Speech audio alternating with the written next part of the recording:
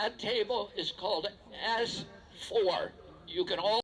Robert F. Kennedy Jr. is a Kennedy, right? That name will always have a mystique within our country.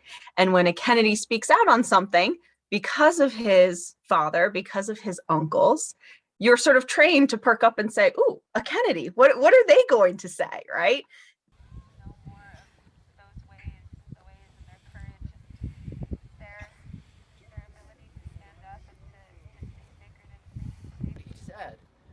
What he said is that he wants to build this pipeline, the XL pipeline, and many, many other pipelines. And he did amazing work in the environmental space. So he also came to the table with a veneer of credibility from his work within the environmental space. Unfortunately, he's not right on vaccines. He's not right on this pandemic. He is very, very wrong. Averci tutti vaccinati. Now, I'm going to tell you who are here today. If the Green Pass is about public health.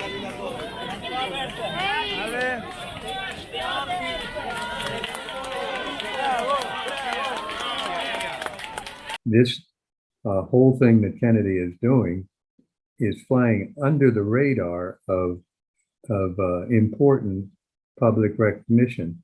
So many people, even those in scientific circles, don't realize what Kennedy is doing, even though, to my mind, he's really the ringleader of the misinformation campaign.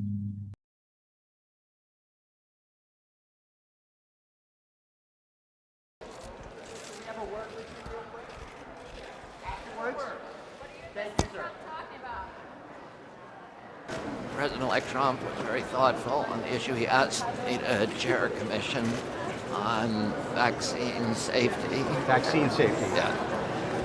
And scientific integrity.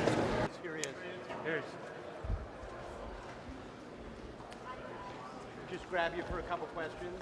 That it diverts people who need to be protected, and all of us do, from the ravages of a deadly disease, from taking something that will prevent that disease.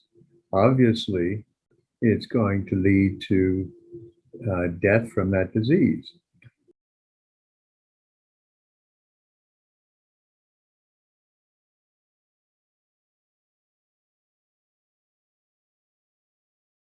My biggest concern in this moment is that all of the dis and misinformation spread during the COVID pandemic is going to expand into other infectious disease areas and other vaccine preventable diseases.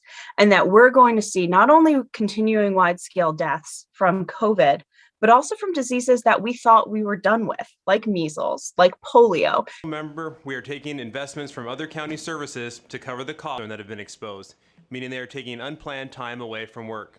Schools, hospitals. Good morning. My name is Dr. Tony Bark. Do we want to be a country that forces children or parents to engage in risky medical interventions without informed consent?